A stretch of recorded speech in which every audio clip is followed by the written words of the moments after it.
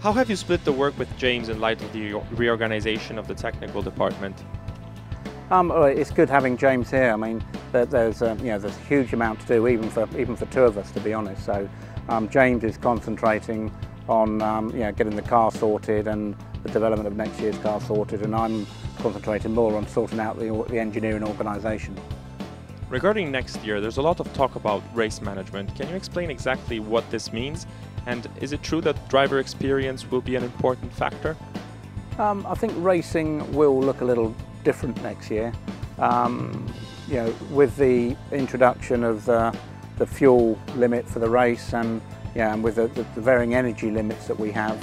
I mean, for instance, in qualifying from running max energy to a balanced level of energy, you're looking at 4 or 5 tenths difference from that. And similarly, when you're fuel saving, it could easily make another half a second difference. So from the race, running flat out in a race to the next lap running fuel saving, it could be 1 to 1.5 seconds a lap different.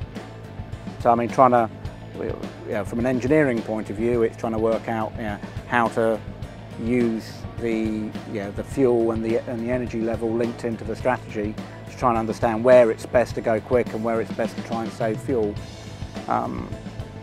For the drivers, I mean, there's obviously a huge amount for them to learn as well. It's quite a step change from what we've been used to for the last years. That in reality comes from us looking in simulation at what to do, and then the drivers practicing it in the simulator. So there'll be a lot of work going on back here, with them training before they even get to an event to understand it. So in reality, experienced drivers are always good to have, and in reality that then will leave them more time to concentrate on all the new bits that are coming in as well. Along with Spa, Suzuka is probably the best circuit from a driver's point of view. Is that also the case for the engineers from a technical perspective? I think all tracks are challenging for different reasons technically. Suzuka, I think it's particularly the first sector with a combination of all the corners through the S's of you have to get the first one right to get the second one right. It's understandable that the drivers enjoy that, and then when they get it right, when they get a perfect lap, it's great.